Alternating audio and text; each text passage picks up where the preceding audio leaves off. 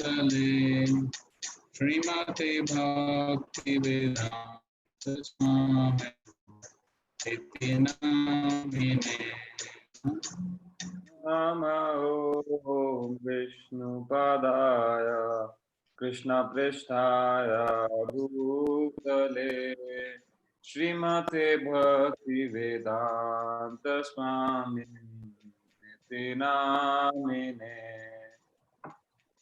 Namaste Saraswati Deve Gauravani Prachane Nirvishesha Shunyavadi Ashakya Deshatari Namaste Saraswati Deve Gauravani Pracharine Nirvishesha Shunyavadi Pashatya Deshatarine.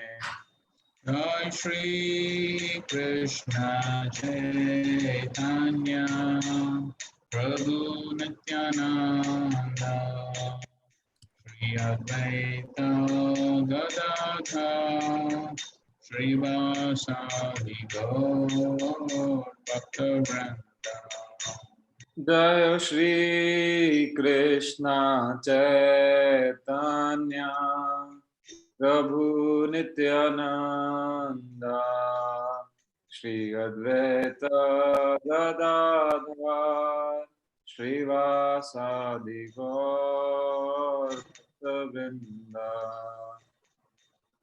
Krishna, Hare Krishna, Krishna Krishna, Hare Hare, Hare Rama, Hare Rama, Rama Rama, Hare Hare. Hare Krishna, Krishna Krishna, Hare Hare, Hare Rama, Rama Rama, Hare Hare. Hare Krishna, Krishna Krishna, Hare Hare,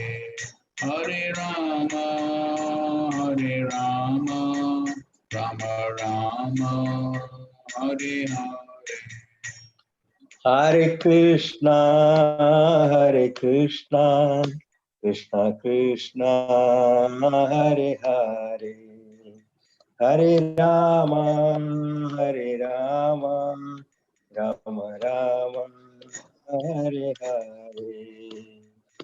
Hare Krishna, Krishna Krishna, Hare Hare, Hare Rama, Rama Rama, Hare Hare.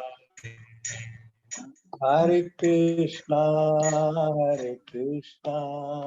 Krishna Krishna, Hare Hare, Hare Rama,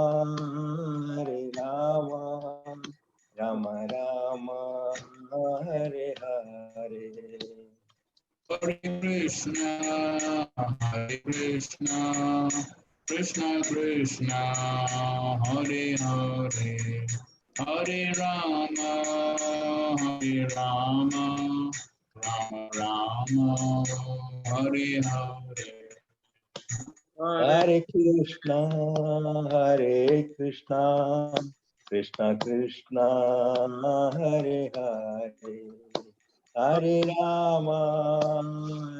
Rama, Rama Rama, Hare Hare. Hare Krishna, Krishna Krishna, Hare Hare, Hare Rama, Rama Rama, Hare Hare. Hare Krishna, Krishna Krishna, Hare Hare, Hare Rama, Rama Rama, Hare Hare. Jai Prabhupada, Jai Prabhupada, Prabhupada, Jai Prabhupada. Jaya Prabhupada, Jaya Prabhupada, Prabhupada, Jaya Prabhupada. Vainam Sankirtan ki jai, Srila Prabhupada ki jai. Om Ajnanatimirandasya Jnananjanashalakaya Chakshurunmilitam Yena Tasmai Shri Gurave Namaha. Shri Chaitanya Manobishtam Sthapitam Yena Bhutale Swayam Rupa Kadamayam Dadati Swapadakam Vandeyam Shri Guru Shri Yuta Padakamalam Shri Guru Vaishnavamsya Shri Rupam Sagrajatam Sahagana Raghunathanvitam Tam Sajivam Sadvaitam Savadutam Parijana Sahitam Krishna Chaitanya Devam Shri Radha Krishna Padan Sahagana Lalita Shri Vishakhanvitamsya Nama Om Vishnu Padaya Krishna Prasthaya Bhutale Srimate Bhaktivedanta Swamin Nitinamine Namaste Saraswate Deve Gauravani Pracharine Nirvishesha Shunyavadi Paschatya Deshatarine Namo Mahavadanyaya Krishna Prema Pradayate Krishnaya Krishna Chaitanya Namine Gauratvashe Namaha He Krishna Karuna Sindho Deenabandho Jagatpate Gopesha Gopika Kanta Radha Kanta Namaste Tapta Kanchana Gaurangi Radhe Vrindavaneshwari Vrishabhanu Sute Devi Pranamami Hari Priye Vanchakalpatarubhyascha Kripa Sindhubhya eva cha Patitanam Pavanebhyo Vaishnavebhyo Namo Namaha Jai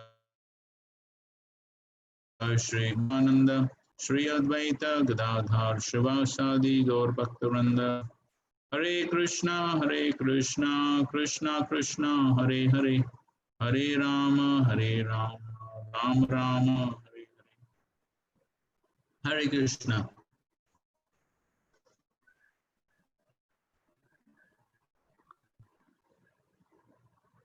Okay, so we'll continue.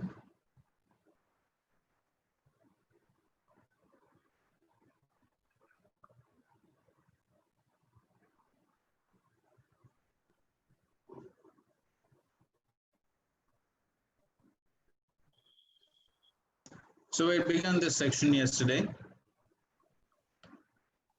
56 to 60 work in pure devotion. So we had discussed the 56th verse. So there Krishna is saying that though engaged in activities, my pure devotee under my protection reaches the eternal imperishable abode by my grace, mat prasadat. So this is Krishna's special reciprocation with his devotee, and even if the devotee may have some material contamination, but Krishna, he purifies that and ultimately brings them to his abode. And then we were discussing the 57th verse, where Krishna is giving a specific instruction to Arjuna. In all activities, just depend upon me and work always under my protection. In such devotional service, be fully conscious of me. So here's a commentary on that. Okay, somebody can read this, please. Venudhari Prabhuji. Venudhari Govind Prabhuji. Hare Krishna. Yes, Prabhuji, please read. Yes, bro. Verse number, bro. From the screen, Prabhuji, you have to read. 60. No, screen you have to read, Prabhuji. Okay. Hare Krishna. Yes, Prabhuji. Now, what are you indicating to me particularly? Am I Ananya Bhakta or I am the Sakama Bhakta just mentioned by you? You do not have the strength to become the most excellent Ananya Bhakta, and you should not be the Sakama Bhakta, the lowest among the devotees. Therefore, be a Madhyama devotee, a devotee intermediate between these two, while offering to me all of your occupational activities and your duties of ashrama. you whose goal of life is only to attain me, matparaha. In other words, being nishkama. Remember me always, machitta bhava. While doing those activities, while doing those and activities, at any other time also. So being endowed with fixed intelligence, Vyavasayatmika Buddhi, Buddhi Yogam Upashritya. Okay, so as we were discussing also, that this is the level Krishna is indicating to Arjuna that he is not qualified for the topmost Ananya Bhakti because he still has, at least as a role, he still has propensities, his Kshatriya propensities, and so therefore he cannot be a total Ananya Bhakta. But at the same time, Krishna is saying that he cannot become simply a Bhakta with material desires, but he should be something in between. And so therefore, essentially, Krishna is telling him to offer all the activities to him. And while performing all the activities, mat paraha and mat chitta. So always remembering Krishna, offering the fruits to Krishna. This is the specific level that Krishna is indicating to Arjuna. So if one works in this consciously, then what will be the result? Krishna is telling in the next verse, 58. Machita sarvadurgani mad prasada tarishyasi atachetvam ahankar nashro.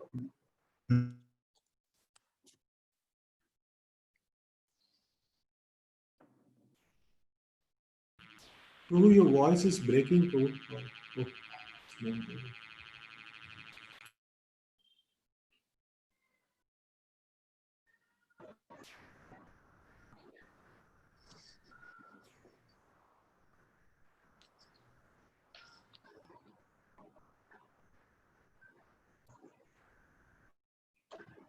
All right, can you hear? Yes, Prabhuji. Okay, fine. So 58th verse. If you become conscious of me, you will pass over all the obstacles of conditioned life by my grace. If, however, you do not work in consciousness but act through false ego, not hearing me, you will be lost. So Krishna is telling what of following his instruction, as is spoken in the last verse, and what will be the result of not following his instruction. Please read the purport. Advait Gaur Prabhuji. A person in full Krishna consciousness is not unduly anxious about executing the duties of his existence. The foolish cannot understand this great freedom from all anxiety. For one who acts in Krishna consciousness, Lord Krishna becomes the most intimate friend. He always looks after his friend's comfort and he gives himself to his friend, who is so devotedly engaged working 24 hours a day to please the Lord. Therefore, no one should be carried away by the false ego of the bodily concept of life. One should not falsely think himself independent of the laws of material nature or free to act. He is already under strict material laws, but as soon as he acts in Krishna consciousness, he is liberated, free from the material perplexities. One should note very carefully that one who is not active in Krishna consciousness is losing himself in the material whirlpool, in the ocean of birth and death. No conditioned soul actually knows what is to be done and what is not to be done. But a person who acts in Krishna consciousness is free to act because everything is prompted by Krishna from within and confirmed by the spiritual master. Yes. So if one is conscious of Krishna, then Sarva Durgani Tarishyasi. Then one will be able to cross all the impediments. How? Mat Prasada, by my grace. Right? So, so then Krishna helps the devotee to overcome the various obstacles that may come on the way.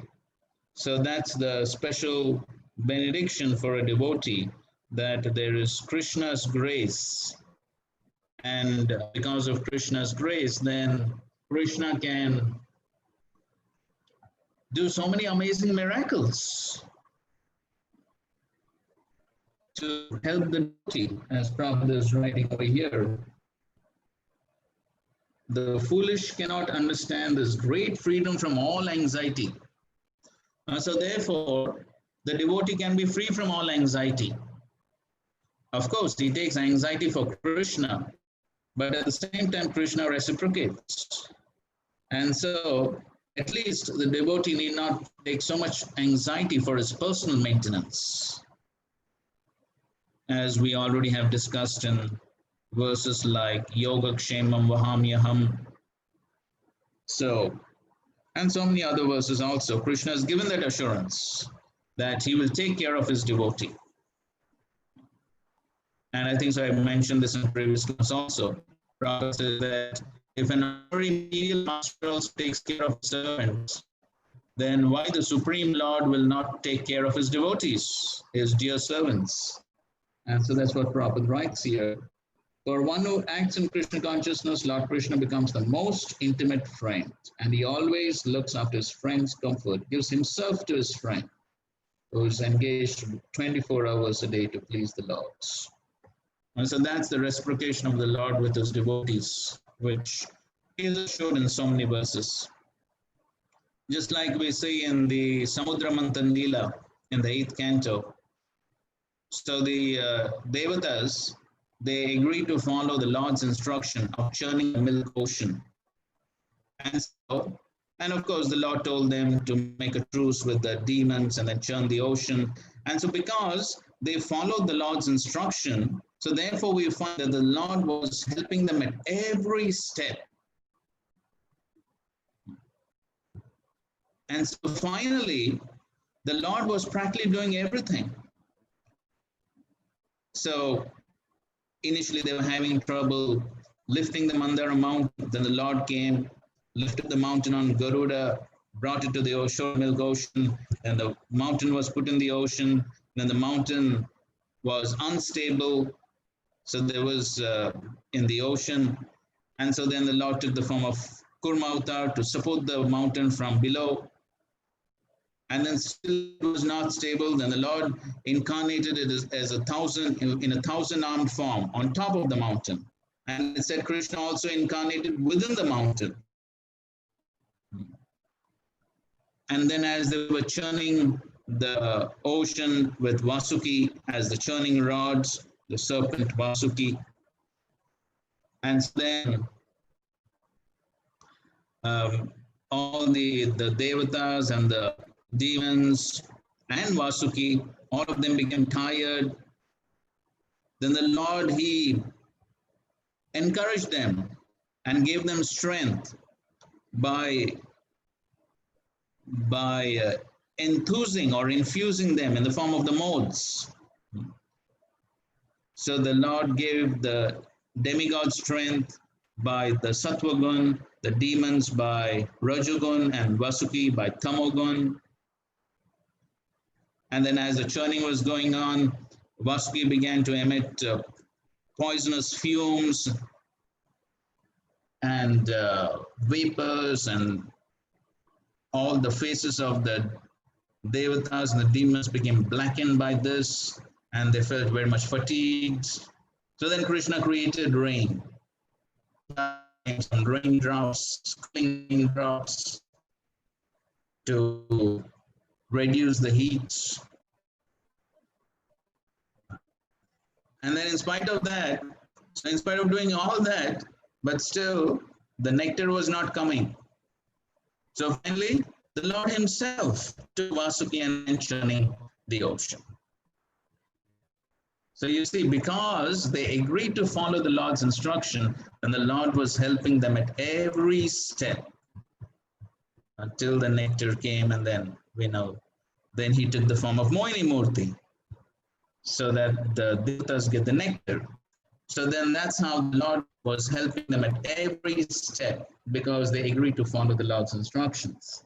And so that's what Krishna is telling. That's how we reciprocate. That's mat prasada, by the Lord's mercy. And so therefore he says, but if you don't follow my instructions and act through false ego, ahankara, then vinangshasi, then you will be lost. Lost where? As Prabhupada says, in the material whirlpool, in the ocean of birth and death. Right. So therefore, as Prabhupada is writing, that no conditioned soul actually knows what is to be done, what is not to be done, but a person who acts in Krishna consciousness is free to act because everything is prompted by Krishna from within. So that's how one receives instructions from the Lords, both as Paramatma, and of course, as Prabhupada is saying, we may not be so advanced that Paramatma directs us, but in any case, if at all we get some inspiration, then that should be confirmed by the spiritual master. And that's how when one acts according to Krishna's instructions, then Krishna reciprocates. As it's also said in the Chaitanya Chaitamrita, that by the grace of Sri Chaitanya Mahaprabhu, even the most impossible things will become possible. And without his grace, those which are possible will also become impossible. And so therefore, we should act in such a way so as to attract Krishna's mercy.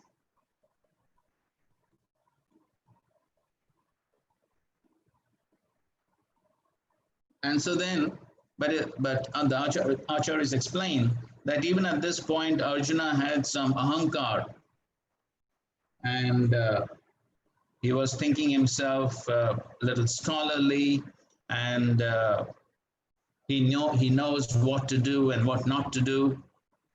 And so therefore, Arjuna, he says, no, but I'm a military man, I'm a Kshatriya. But if I fight, then I'll get sinful reactions, so I don't want to fight. So then Krishna gets a little upset and speaks the next verse. Yadahankaram ashritya na yotsya iti manyase mityesha visayase prakritismam yokshati. If you do not according to my direction and do not fight, then you'll be falsely directed. By your nature, you will have to be engaged in warfare. Purport? Ganesh Prabhuji.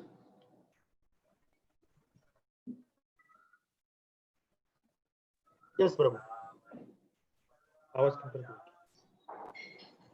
Yes, 59th verse, Prabhuji, please go. Arjuna was a purport. Arjuna was a military man and born of the nature of the Kshatriya. Therefore, his nature duty was to fight. But due to false ego, he was fearing that by killing his teacher, grandfather, and friends, he would incur sinful reactions. Actually, he was considering himself master of his actions, as if he were directing the good and bad results of such work. He forgot that the Supreme Personality of Godhead was present there, instructing him to fight. That is the forgetfulness of the conditional soul. The Supreme Personality gives directions as to what is good and what is bad, and one simply has to act in Krishna consciousness to attain the perfection of life. No one can ascertain his destiny as the Supreme Lord can. Therefore, the best course is to take direction from the Supreme Lord and act. No one should neglect the order of the Supreme Personality of Godhead or the order of the Supreme Master, Spiritual Master, who is the representative of God. One should act unhesitantly to execute the orders of the Supreme Personality of Godhead. That will keep one safe under all circumstances. Yes. So Krishna says, Yad ahankaram ashritya, if you take shelter of ahankar and you don't fight, na yotsya, then by your nature, prakritiswam niyokshat, by your prakriti, by your nature, you will fight anyways. So some acharyas comment that Krishna says, oh Arjuna, if you don't fight on my instruction, you will fight on your own accords with Bhishma and Drona, and you will kill them. But then you get reactions for that. And that time I will laugh. So therefore, it's your nature to fight. And therefore, it is better you fight on instruction. then you will be safe. You will not get any reaction. So that's what Prabhupada is writing. So Arjuna forgot that the Supreme Personality of God was present there instructing him to fight. And he was thinking, no, I know what to do, what not to do. I'm a big scholar. So he was declining to fight. So therefore, Krishna says, you will have to fight anyways. The modes are going to push you. So better is you fight under my instruction.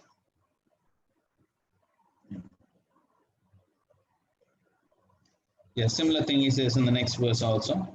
Swabhavajena kaunteya nibaddha swena karmana kartum nechasi yad mohat karishyasi avasho apitat.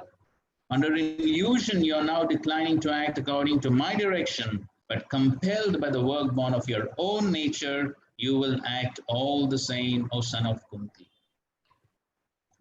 So Prabhupada writes, if one refuses to act in the direction of Supreme Lord, then he's compelled to act by the modes in which he is situated. Everyone is under the spell of a particular combination of the modes of nature and is acting in that way.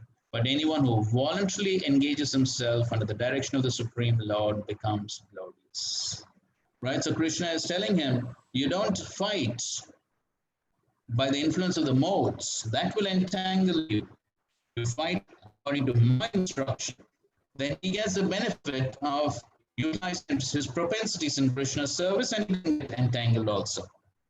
So that's how it is very important that we engage our propensities according to Krishna's direction, according to the direction of the spiritual master, and that's how we will be liberated rather than being bound.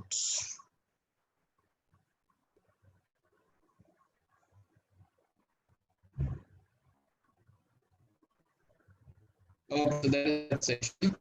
Now the next section, 61 to 63, is surrender to the super soul. 61. Ishvara sarvabhutanam riddheshe arjuna tishtati brahmayan sarvabhutani yantrarudhani maya. The Supreme Lord is situated in everyone's heart, O Arjuna, and is directing the wanderings of all living entities who are seated as on sheen made of the material energy. Purport? Hariharan Prabhuji.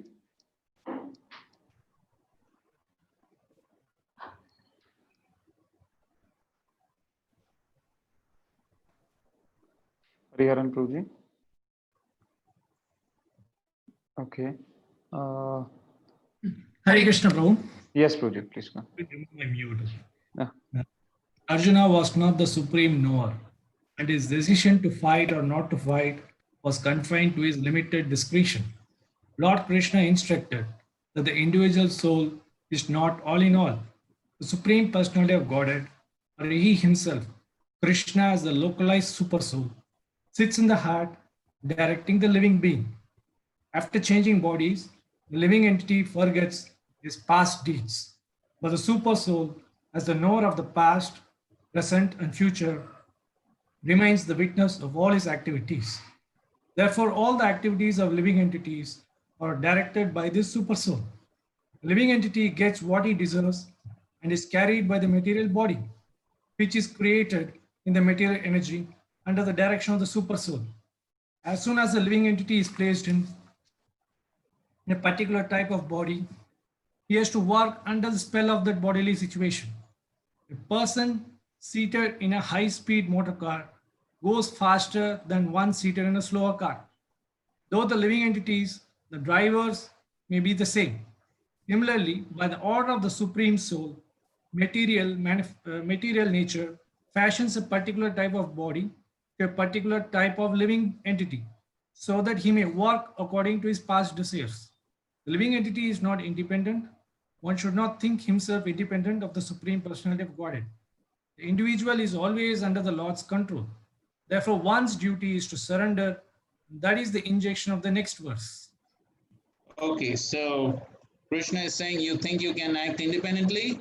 No, you cannot act independently, because I am seated as the super soul within the hearts of all the living entities, and I have given this machine, yantra, and I am controlling that machine. I'm controlling the body. So you have no independence in acting the way you want. That's how Krishna is trying to inspire Arjuna to fight. So the body is like a machine, and so therefore uh, the body is totally controlled, just like a machine is controlled by a person. So similarly, the body is also totally controlled by the devatas, by material energy, and ultimately by the Supreme Lord. So Krishna is telling Arjuna, you're not independent in making your own decisions. You think you can do whatever you like? No. So the Lord is super soul. He knows what are the desires of the jiva, and then based upon those desires, a particular body is given, and then the prakriti is also dictating what is to be done, what is not to be done. So total control, total control. So the body is just like a machine being controlled by prakriti and ultimately the Supreme Lord. So therefore, one is not independent. It's only an illusion. One thinks that one is independent. So therefore, best is to surrender to the Lord. That's what Krishna tells Arjuna. Next verse. Tameva sharanam gaccha sarvabhavena bharata tat prasadat param shantim sthanam prapsyasi shashwatam. O son of Bharata, surrender unto him utterly. By his grace you will attain eternal peace and the supreme and eternal abode. Okay, so previous verse he said, he spoke about the Paramatma, and so now he's basically telling to surrender to that Paramatma. Okay, Prabhuji. Harikshata Prabhuji. A living entity should therefore surrender unto the Supreme Personality of Godhead, who is situated in everyone's heart, and that will relieve him from all kinds of miseries of this material existence. By such surrender, not only will one be released from all miseries in this life, but at the end, he will reach the Supreme God. The transcendental world is described in the Vedic literature as Tad Vishnu Paramam Padam. Since all of creation is the kingdom of God, everything material is actually spiritual, but Paramam Padam specifically refers to the eternal abode, which is called the spiritual sky or Vaikunta. In the 15th chapter of Bhagavad Gita, it is stated, Sarvasya Chaham Hridi Sannivishtaha. The Lord is seated in everyone's heart. So this recommendation that one should surrender unto the super soul sitting within means that one should surrender unto the Supreme Personality of Godhead Krishna. Krishna has already been accepted by Arjuna as the Supreme. He was accepted in the 10th chapter as Param Brahma Param Dhamma.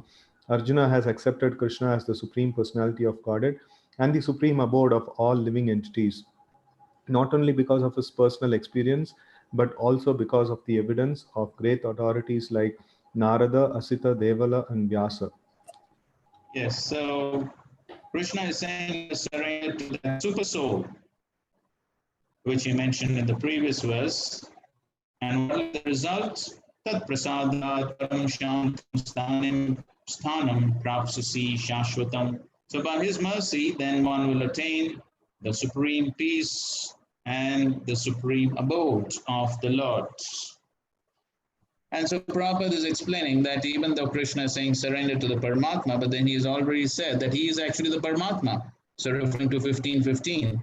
And also in the 15th chapter, also later on also, I suppose it is the 18th verse, right? Where there also Krishna has said that I'm only the super soul.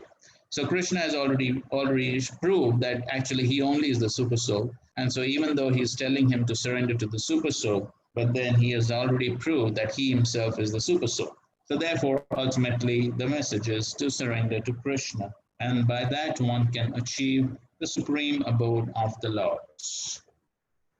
63.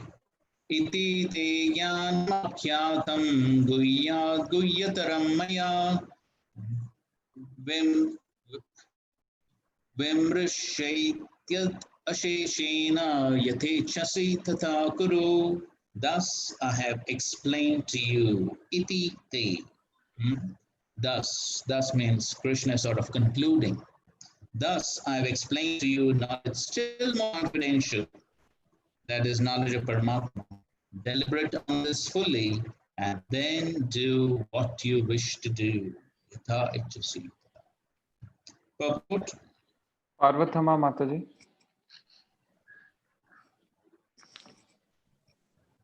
Hare Krishna Prabhuji. Yes, Mataji, please. The Lord has already explained to Arjuna the knowledge of Brahmabhuta, one who is in the Brahmabhuta condition is joyful. He never laments, nor does he desire anything. That is due to the confidential knowledge. Krishna also discloses knowledge of the super soul. This is also Brahman knowledge of Brahman, but it is superior. Here the words Yathechasi Tadakuru, as you like, you may act, indicate that God does not interfere with the little independence of the living entity. In Bhagavad Gita, the Lord has explained in all respects how one can elevate his living condition. The best advice imparted to Arjuna is to surrender unto the super soul seated within his heart. By right discrimination, one should agree to act according to the order of the super soul. That will help one become situated constantly in Krishna consciousness, the highest perfectional stage of human life. Arjuna is being directly ordered by the personality of Godhead to fight. Surrender to the Supreme Personality of Godhead is in the best interest of the living entities. It is not for the interest of the Supreme. Before surrendering, one is free to deliberate on this subject as far as the intelligence goes. That is the best way to accept the instruction of the Supreme Personality of Godhead. Such instruction comes also through the spiritual master, the bona fide representative of Krishna. Okay, so Krishna has spoken about Brahman realizing the Brahman platform by the process of Karma Yoga, Jnana Yoga. He's also spoken about Ashtanga Yoga in the 6th chapter. And here also he has spoken about surrendering to the super soul. So Krishna has spoken all these different paths. And now Krishna is giving the choice to Arjuna. You decide now what you want to do. And of course, the entire middle 6 chapters, Krishna also spoke about Bhakti. So Krishna spoke about all these different paths. And the choice to Arjuna, you decide what you want to do. The ultimate choice is yours. So that's what Prabhupada is explaining. Krishna never interferes in the free will of the living entity. So everything is available. Krishna has arranged everything. He has arranged all the knowledge. He has arranged Guru, Sadhu, Shastras. Everything is being arranged. And ultimately, the living entity has to make his own choice. And so, Vamsivadan. So you can deliberate. So Krishna is saying, no need to make blind decisions or immediate spontaneous decisions. No, think about it. Deliberate. And you think what are the pros and cons of the various processes. And then you decide what you want to do. So, in one sense, Krishna has finished giving his instructions. Okay, here's a question answer session. Read.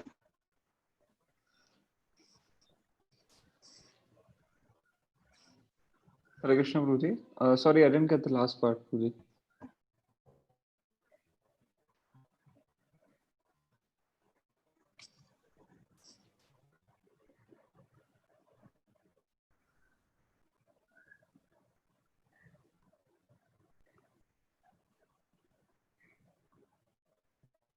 What's happening? Sorry, someone has to read Prabhuji this one. Okay. Praful Prabhu. Yes, bro. I'm reading the screen. Yes. Yes. There are two kinds of direction. Devotee, if he is directing the wanderings of all, then I don't have to worry about surrendering. He will direct me to it. Prabhupada, yes, but ye yathamam prapadyante. Why don't you see other verse? He is directing according to your desire. There are two kinds of direction. One kind of direction is when you do not surrender, and one kind of direction when you have surrendered. Because these things are there, because these things are there, my position is either surrender or not surrender. So the not surrender will get one kind of direction, and the surrender will get another kind of direction. Both ways there is direction. Yes, it's according to the scenario. Basically, Krishna leaves the living entity with material energy, and then material nature takes care of the living entities, basically according to material laws. Then things just happens, action, reaction. But then if to Krishna, then Krishna gives inspiration, Krishna gives direction, and so Krishna reciprocates personally with his devotees. Okay, read.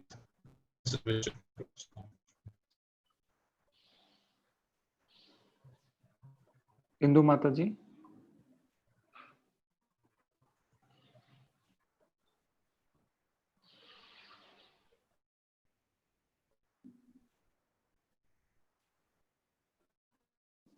Hare Krishna.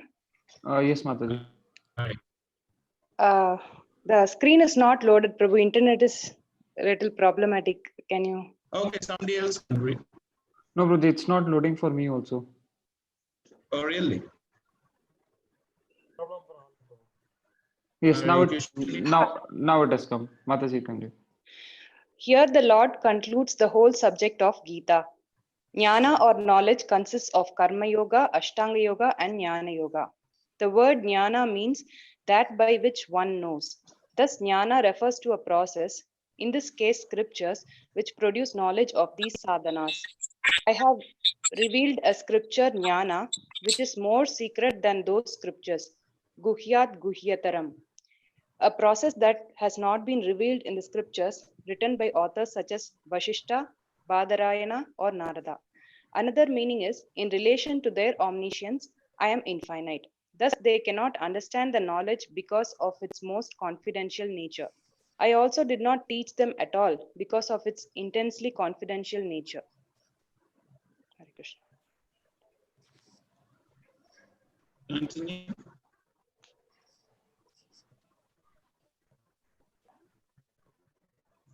Continue, please. Considering this thoroughly, Asheshena, as is suitable to your taste, do what you want to do. Thus, the last 6 chapters concerning Jnana have been completed. These 3 groups of 6 chapters, the Gita, the crown jewel of all knowledge, are the box containing the most valuable secret treasure of Bhakti. The first 6 chapters concerning karma are the lower covering made of gold. The last 6 chapters concerning Jnana are the lid made of gold and studded with jewels. Within the middle 6 chapters, resting within the container and the lid, shines the most excellent jewel of Bhakti, more valuable than anything in the 3 worlds, which brings Sri Krishna under control. Bhakti's servants, consisting of 2 verses 65 and 66 and 64 syllables, jewels embedded on the lid of the box, last 6 chapters, should also be understood to be pure.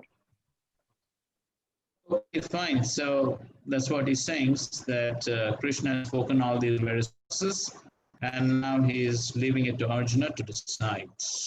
And this is Guhyatara Gyan, more confidential knowledge. 64 to 66 become pure Krishna. So now, after Krishna told Arjuna, Yatechasi Tataru, so now decide what you want to spoke everything. And as Acharya's comment, So Arjuna was sort of bewildered. So he was sitting on the chariot, head in his hands, thinking, what do I do? So seeing his dear friend in such a bewildered state, then Krishna continues speaking. So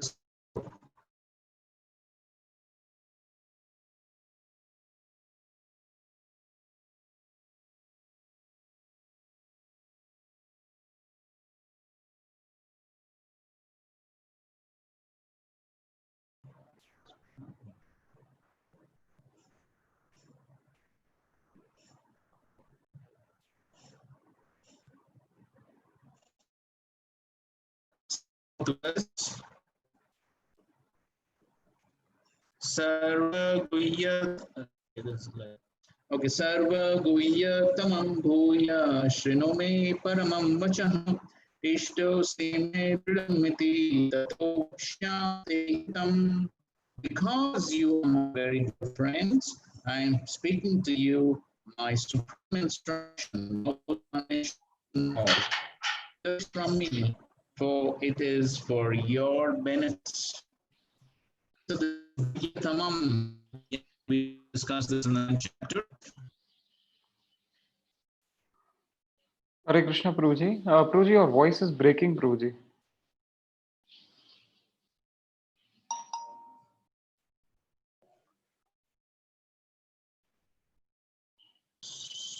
Sorry, there's something wrong with the internet today.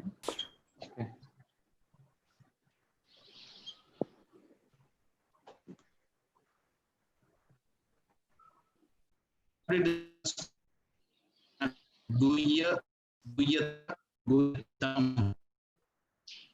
So confidential knowledge is mostly about Brahman and matter and spirit. So that's Guhya Gyan. Guhya Tara Gyan is the knowledge of Atma, and Guhya Tamam Gyan is the knowledge of pure devotional service. So that's what Krishna says now. Again, I'm going to speak to you this Guhya Tamam, the confidential knowledge, because he has already spoken that in the 9th chapter. So therefore he says, again, I'm going to speak to you. Shrino me paramam vachaha. This is my supreme instruction. And why I'm speaking to you? Ishtosmi, because you're very dear. Therefore, I'm speaking to you. Vakshyami te hitam, for read the purport. Sachijeevan Kaur, Prabhuji.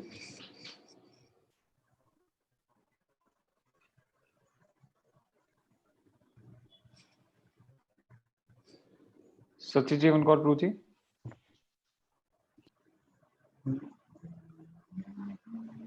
Okay. Can Raghavendra, Prabhuji?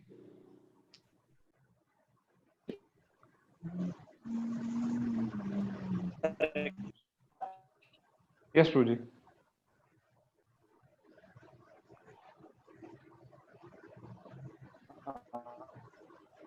Purport. The Lord has given Arjuna knowledge that is not everyone's heart, and is giving the most confidential part of knowledge. Just surrender unto the Supreme Personality of Godhead. Which purport is this? This is 64. Okay, fine. Sorry, am I reading the wrong one, Prabhuji? No, correct. Okay. At the end of the 9th chapter, he has said, Man Manaha, just always think of me. The same instruction is repeated here to stress the essence of the teachings of Bhagavad Gita. This essence is not understood by a common man, but by one who is actually very dear to Krishna, a pure devotee of Krishna. This is the most important instruction in all Vedic literature. What Krishna is saying in this connection is the most essential part of knowledge, and it should be carried out not only by Arjuna, but by all living entities. Okay, so once again, he's repeating his most confidential instructions, which the common people don't understand. And what are the instructions? Manna bhava mad bhakto majimam namaskuru Mai Vaishya Satyam Te Pratijane Priyosime. Always think of me, become my devotee, worship me, and offer your homage unto me. Thus you will come to me without fail. I promise you this because you are my very dear friend. Purport? Deepak Prabhuji.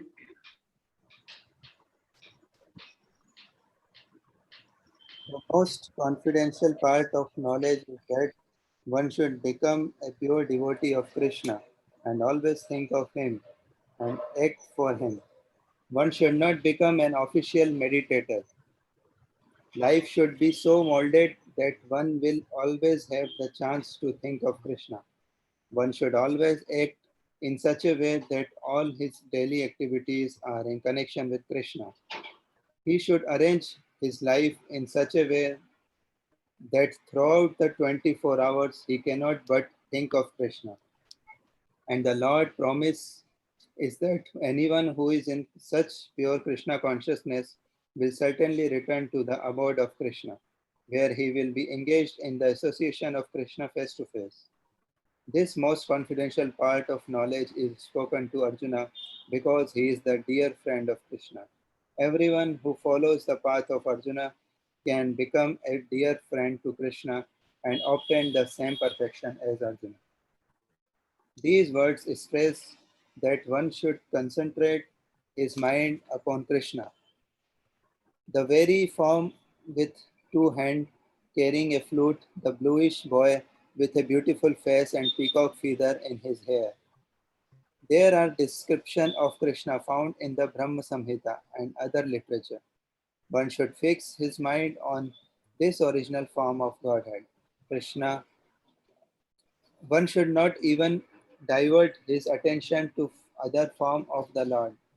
The other has multi-form as Vishnu, Narayan, Rama, Vara, etc. But a devotee should concentrate his mind on the form that was present before Arjuna. Concentration of the mind on the form of Krishna constitutes the most confidential part of knowledge. And this is disclosed to Arjuna because Arjuna is the most dear friend of Krishna's. Okay, so we had already discussed this verse in the 9th chapter also. And basically, as Srila Prabhupada would very often say, that Krishna gives 4 instructions, and if one simply follows these 4 instructions, then Krishna is giving the guarantee that he will take the person back to his abode. So he says, you will come to me without fail. Satyam, this is Satya. This is the truth. And so he says, I promise you this because you are priyosime, because you're my very dear friends.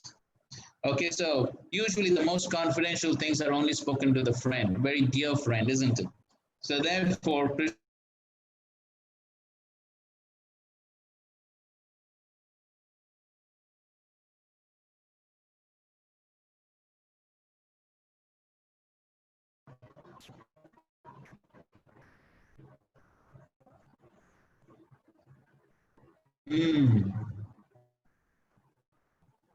So, saying that because Arjuna is very dear to Krishna, so therefore Krishna is speaking this most confidential knowledge to Arjuna. And so usually one does not cheat a very dear friend. So therefore Krishna is saying that, yes, you're my dear friend and I'm promising you this. So I won't cheat you. It is a truth that if you simply do these 4 things, then you will definitely come to me. And obviously that applies to everyone.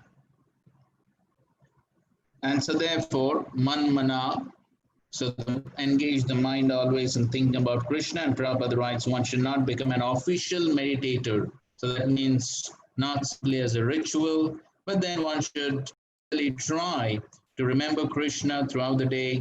And as Prabhupada says, mold one's life in such a way that one can remember Krishna.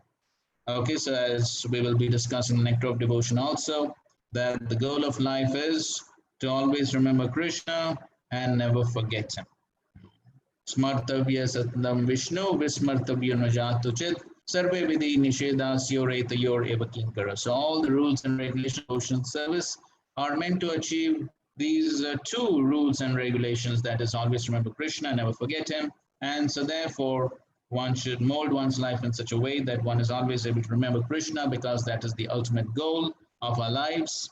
And of course, Prabhupada in his lecture says that who can remember Krishna? Only a devotee can remember Krishna, Mad Bhakta. And then Madhyaji, then so perform worship the Supreme Lord, worship the deity, worship photographs or whatever, but worship the Supreme Lord, offer obeisances to the. So offer obeisances again should not be mechanical, but then essentially the culture of respect, understanding the position of Krishna, his devotees, and developing that culture of respect. So with body, mind, and words, one is offering homage, one is offering respect to Krishna and his devotees. So in this way, one can achieve the Supreme Lord. Okay, commentary on this verse by Vishwanath Thakur. Somebody read, please. Sham Chaitanya Prabhuji.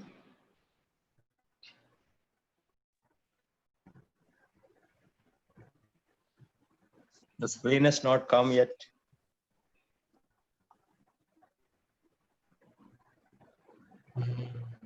It has come now, Prabhuji. Yes. No, it's not come here, Prabhuji. Okay. In that case, I can read, Prabhu. yes, Prabhuji, you can read. No, The it's phrase. I'll read. Okay. Shall I read Prabhu now? Yes, Prabhuji, go on. Next, Sham Chaitanya Prabhuji can read. Okay. The phrase Bhava Mad Bhakto means being my devotee, think of me. The Lord says this to exclude the other possibilities. He doesn't mean be a jnani or a yogi and meditate on me. Or the phrase manmana can mean give your mind as a gift to me, Samsundara, with moon-like face, with shining locks of hair and beautiful eyes of eyebrows, raining nectar in the form of glances of sweet mercy. And then Bhava Mad Bhakta can mean and give all your senses, such as the ears, to me, perform worship of me, Bhava Mad Bhakta, using all the senses with such services as hearing, chanting, seeing my murti, cleaning, anointing my temple, picking flowers, and offering me garlands, ornaments, umbrella, and chamara. And then the Lord says, give me objects such as gandha, flower, gandha, sorry, Prabhu, it's gone. Hare Krishna, Prabhu. Yes, Prabhuji, I think Prabhuji is presenting. He will present again. He got disconnected.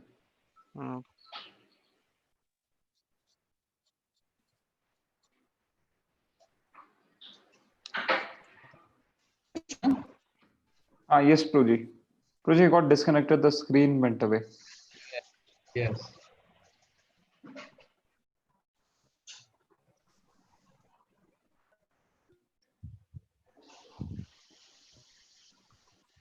Has it come now? Not yet. No, not yet, Prabhu.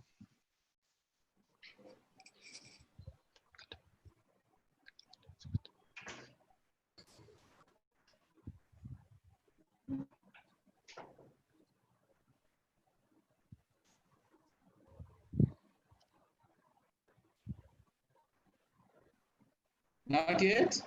Not yet. Not yet. Okay, maybe I'll only read. Okay. And then Bhavamad Bhakta can mean and give all your senses, such as the ears, to me, perform worship of me, using all the senses. With such services, hearing, chanting, Simamurti, cleaning and anointing my temple, picking flowers and offering me garlands, ornaments, umbrella, and chamara. So that's what a devotee is supposed to do. So a devotee is supposed to, this I'm saying, this is not in the commentary. So a devotee is basically supposed to use all his senses in Krishna's service. And then it says, this again from commentary, Give objects such as gandha, flowers, incense, lamp, and naivedya. Be my worshipper, perform my worship, my yaji. So this is what we're supposed to do. And then the Lord says, oh, just pay respects, Mam Namaskaru, falling on the ground with the whole body, our respects, by touching the body to the ground with 8 limbs. And so we know Ashtanga and Panchanga Pranam. Of these 4, thinking of me with the mind, serving me with the senses, worshipping me with items, and offering respects to me with the whole body, do all of them or any of them, and you will attain me. Mam eva shasi.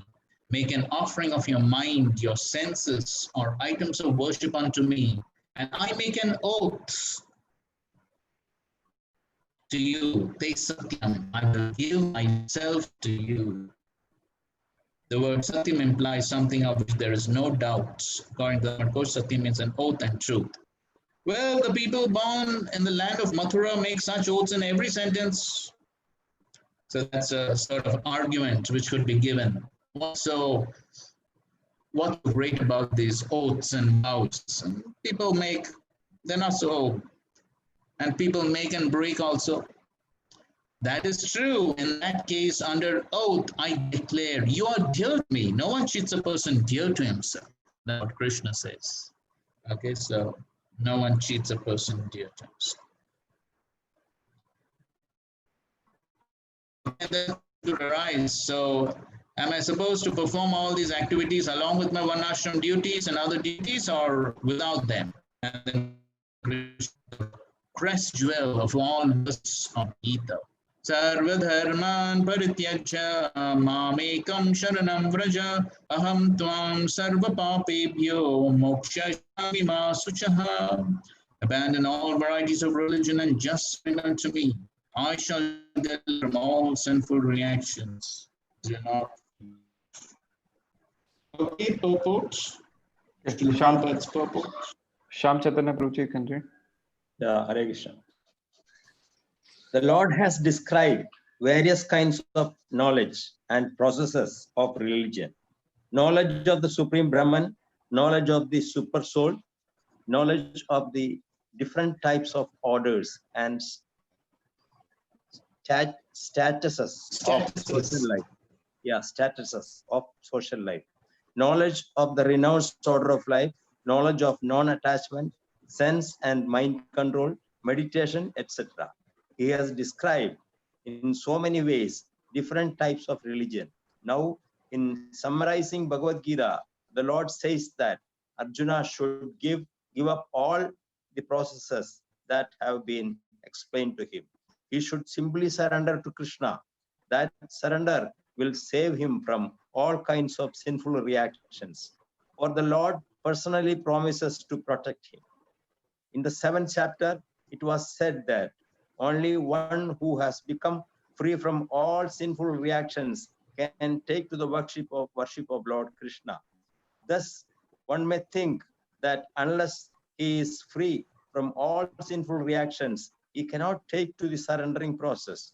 To such doubts, it is here said that even if one is not free from all sinful reactions, simply by the process of surrendering to Sri Krishna, he is automatically freed.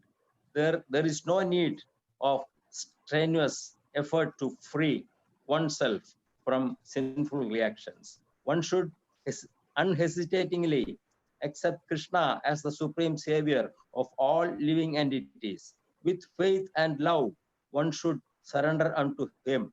The process of surrender to Krishna is described in the Hari Bhakti Vilasa 11.676. Anukulasya sankalpa pratikulasya varjanam rashasthidhi vishwaso gopritve varanam tada atma niksheva karpanye sat vida sharanagati. According to the devotional process, one should simply accept such religious principles that will lead ultimately to the devotional service of the Lord. One may perform a particular occupational duty according to his position in the social order. But if by executing his duty, one does not come to the point of Krishna consciousness, all his activities are in vain.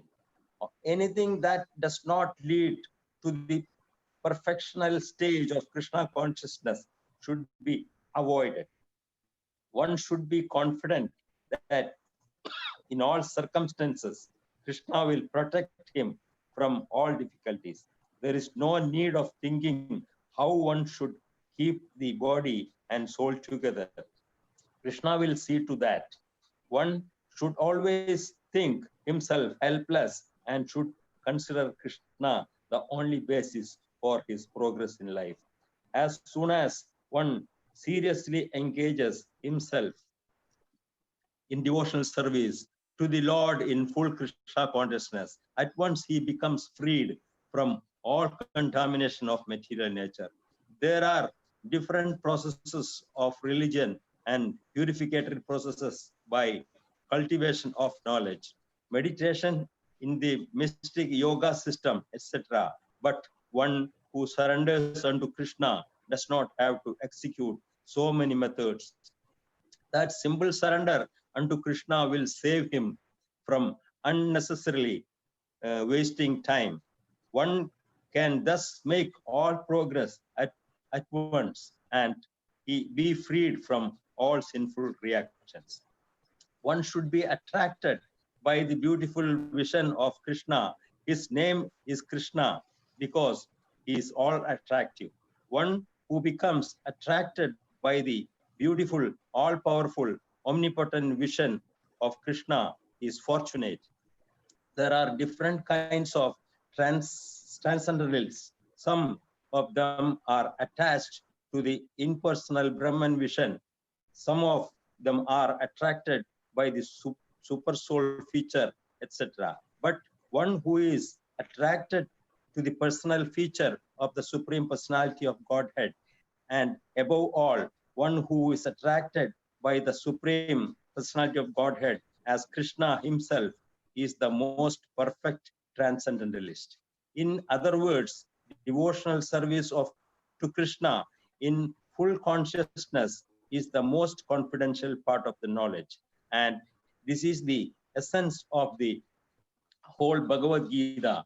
Karma yogis, empiric philosophers, mystic and devotees are all called transcendentalists. But one who is pure devotee is the best of all. The particular words used here, mad masuja, don't fear, don't hesitate, don't worry, are very significant. One may be perplexed as to how one can give up all kinds of religious forms and simply surrender unto Krishna, but such worry is useless. Hare Krishna. Yes, so Krishna is saying over here that all other forms of religion can be abandoned. So all the various processes, so there are so many other processes which Krishna himself has described, as Prabhupada is mentioning in the beginning of his purports. And also there are so many other duties to the devatas, duties to parents, duties to society. And there's a famous verse in the 11th, Deva Rishi Bhutaptaninam Pitrinam No Kinkaro Nayam Rini Charajan Sarvatmane Sharanam Sharanyam Gato Mukundam Parirtha Kartam. So one is indebted to so many people in society, but if one surrenders to Krishna, then one can abandon all those other duties. And if one thinks that, oh, what will happen if I abandon those duties? They are, after all, mentioned in the scriptures. So I may get sinful reaction for abandoning all those duties. Krishna says, don't worry. I will take care of all those sinful reactions. Do not fear. Simply surrender to me. Somebody else read, please. Vikas Rana Prabhuji. Prabhuji's screen is okay. It's loaded now. Am I supposed to perform the meditation and other processes along with my Varna Ashram duties or without them? Giving up all duties of Varna and Ashram, serve Dharman Parityajya, surrender only to me. One should not say that Parityajya means sannyas. To adopt the sannyas order because Arjun was a Kshatriya, not qualified for sannyas. As well, it should not be said the Lord used Arjun used just to instruct all other people who are not Kshatriyas to take sannyas. For Arjun was qualified to be the recipient of the Lord's instructions, which could not be taught to others. Nor should one explain the meaning of Parityaja in this verse as merely giving up all the results of activities. Continue. Screen is not loaded yet, Puji.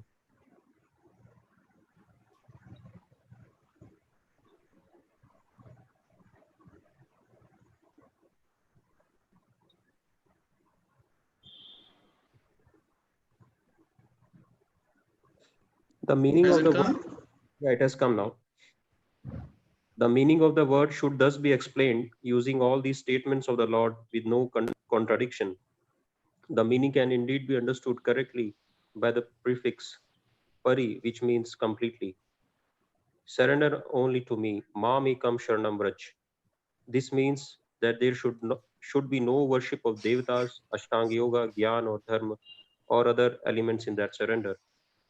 Previously, I have said that you were not qualified for Ananya Bhakti, the highest type of bhakti, and that you were qualified for Karma Mishra Bhakti. And I said, whatever you do, whatever you eat, do it as an offering to me. But now, by my great mercy, you have qualification of Ananya Bhakti. That Ananya Bhakti can only be attained by the causeless mercy of my Ekantika Bhakta.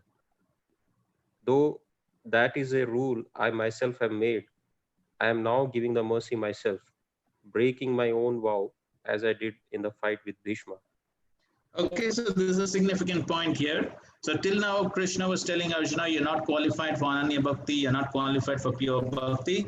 But now Krishna is saying that, yes, because you are my devotee, so therefore, by my mercy, I'm making you qualified for Ananya Bhakti. Okay, so that's what Krishna does with his very dear devotees. Even though they may not be qualified at the last minute, Krishna can just make them qualified by his mercy.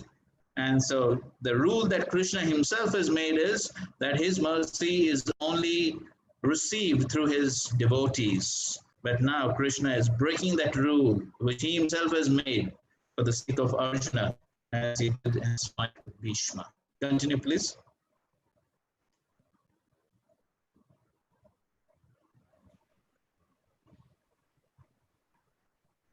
And by following my orders, you should not fear some loss on your part in giving up Nitya and Nanitya karmas. The order to perform this Nitya karmas was given by me in the form of the Vedas. Now I am ordering you to give them all up completely. Is there sin in not performing your Nitya karmas? No, rather the opposite. In performing Nitya karmas, you will commit sin because of disobeying my direct order. If someone surrenders to you, he becomes dependent like an animal purchased for a price.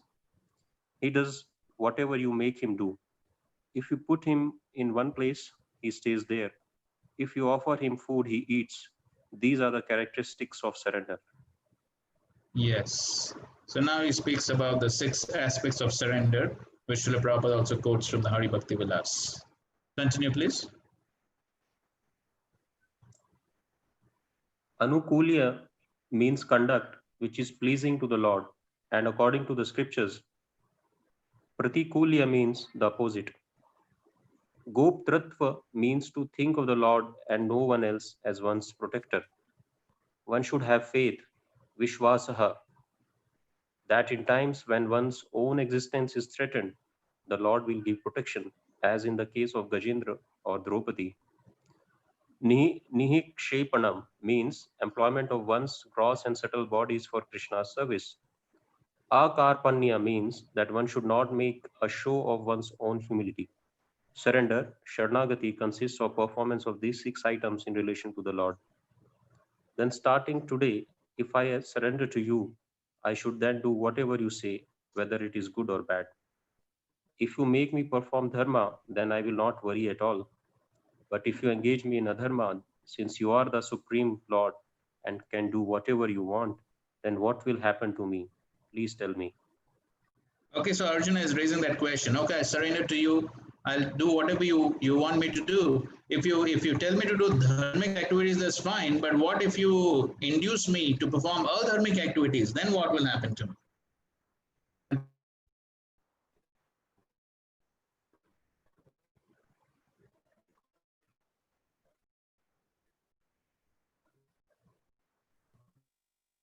I will free you from all sinful reactions, from whatever reactions exist from the far past and recent past, and from whatever reactions arise from acts I will make you perform in the future.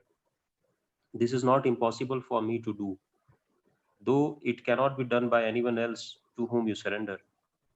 Taking you as the means, I am giving instructions to the whole world. Do not feel grief for your own welfare or that of others. May you and all other people, giving up all dharmas, your own and everyone else, absorbing your thoughts and actions in me, surrendering to me, remain in contentment. I myself have accepted the burden of freeing you from sin and freeing you from samsara. Do not lament thinking, oh, I have thrown my own burden on my master. It is no strain at all for me, who am most affectionate to my devotee. Nothing else remains to be instructed. Thus the scripture has been concluded. That's the final instruction which Krishna is giving Arjuna, and he's saying that I take it upon myself to free the devotee of all sinful actions. It's not a burden for me. So this is the true reciprocation of the Lord with his devotees. Okay, and then last few verses, 67 to 71, preaching and studying the Bhagavad. Idam te natapaskaya na bhaktaya kadachana na cha shushrushavi vachyam na chamam yobhyasuyati. This confidential knowledge may never be explained to those who are not austere or devoted or engaged in devotional service, not to one who is envious of me. So here Krishna is telling to whom this knowledge should not be given. Please read the purport. Nilima Mataji.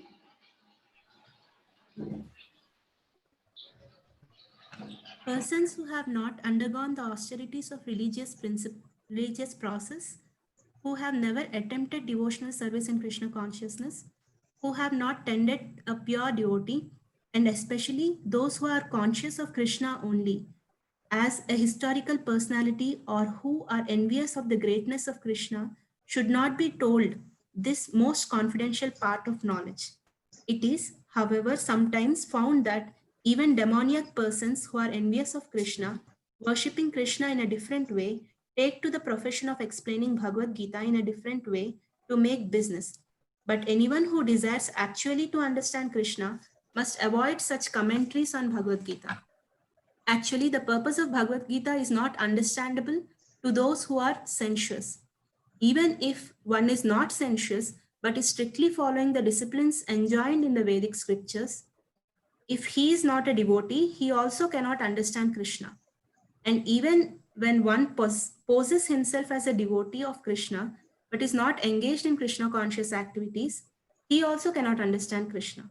There are many persons who envy Krishna because he has explained in Bhagavad Gita that he is the supreme and that nothing is above him or equal to him. There are many persons who are envious of Krishna. Such persons should not be told of Bhagavad Gita, for they cannot understand. There is no possibility of faithless persons understanding Bhagavad Gita and Krishna.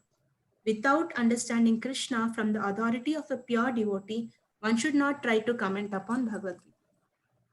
Yes, so the reason why Krishna tells not to explain the Gita to such types of people is because they're envious.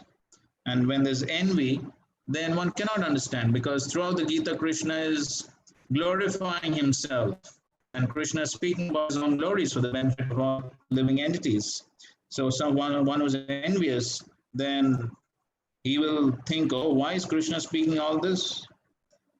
So he won't be able to understand. So just like on the Sarvadharman Parityaja verse, Krishna, Srila Prabhupada, in some lectures, he says, when the envious hear this verse, they will say, oh, Krishna is very egoistic. He's so proud. He's saying, just surrender unto me, no one else. So that's what happens when envious people hear. And so that's the reason Krishna says not to speak this knowledge to envious people. Now on this point, on this, Prabhupada speaks in his lectures. Please read. Dipali Mataji.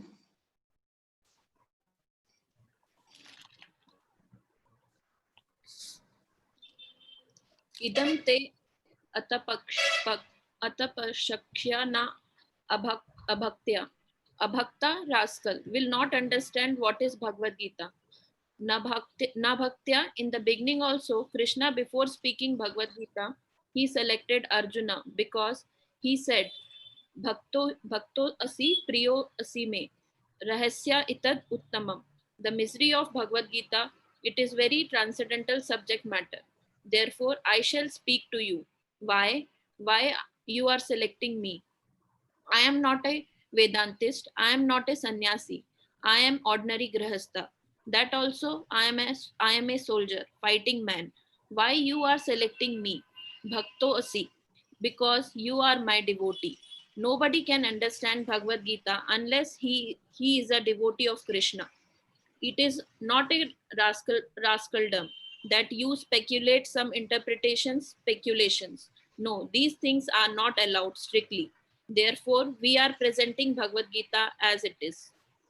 Prabhupada, in many of his lectures, he would say that many people give me credit for having done something wonderful, but actually I've not done something wonderful. I've not done some magic. I've not done anything. My only credit is that I have simply presented the Bhagavad Gita without adulteration. So that Prabhupada would speak on this point very often. And yes, because he presented it like that in a very transparent way, non-envious way, as it is. So therefore, the potency of the parampara was there, or is there, and that's why we find the Bhagavad Gita brought about such a transformation in the lives of people. Again, 68th verse before we go to this. Ya idam paramam guhyam madbhakteshu vidhasyati bhaktim nipam kritva mame vaishyati samshayaha. For one who explains the supreme secret to the devotees, your devotional service is guaranteed, and at the end, he will come back to me.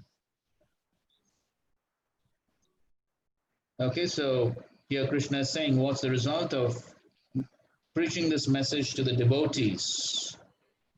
So if one explains this to the devotees, then Bhaktim Mai Param Kritva. Devotional service is guaranteed, and Mam E Vaishyati, come back to me, asamshaya, without doubt. So Prabhupada writes that Jain is advised that Bhagavad Gita be discussed amongst the devotees only. For those who are not devotees will understand neither Krishna nor Bhagavad Gita. Those who do not accept Krishna as he is and Bhagavad Gita as this should not try to explain Bhagavad Gita whimsically and become offenders. Bhagavad Gita should be explained to persons who are ready to accept Krishna as the supreme personality of God.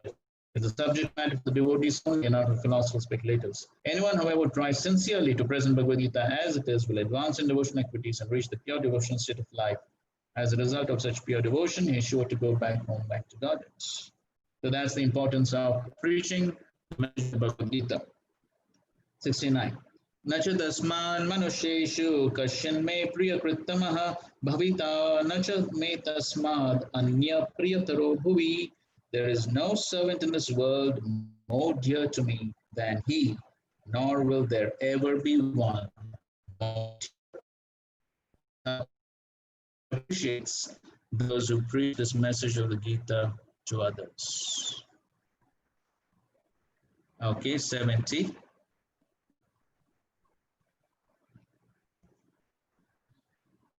Adyeshate chaya imam dharmyam samvadamavvayo jnana yagyena tenaham ishtasyam iti me mati. And I declare that he who studies secret conversation of others worships me by his intelligence. Okay, so this is how we can use our intelligence in Krishna's service by trying to study the Bhagavad Gita with our intelligence. And so therefore, very important that we study the Gita so that we can engage our intelligence in Krishna's service. 71. Shraddhavan anasuyascha shrunuyadapi yo naraha sopi mukta shubhala lokan prapnuyat punya karmanam. And one who listens with faith and without envy becomes free of sinful reactions and attains to the auspicious planets where the pious dwell. Purport? Veni Madhav Prabhuji.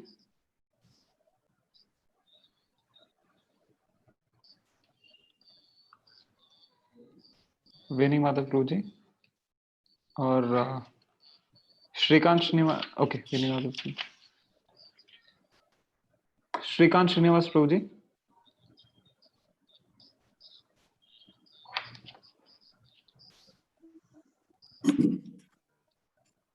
Or okay, Karthik Hare Krishna Prabhuji. Prabhu. Hare Krishna Prabhu. Yes, My yes, voice Prabhuji. Yes, was Prabhuji. muted. Okay, okay. In the 67th verse of this chapter, the Lord explicitly forbade the Gita being spoken to those who are envious of the Lord. In other words, Bhagavad Gita is for the devotees only. But it so happens that sometimes a devotee of the Lord will hold open class, and that class not all the students are expected to be devotees. Why do such persons hold open class? It is explained here that although not everyone is a devotee, still there are many men who are not envious of Krishna. They have faith in him as the supreme personality of Godhead.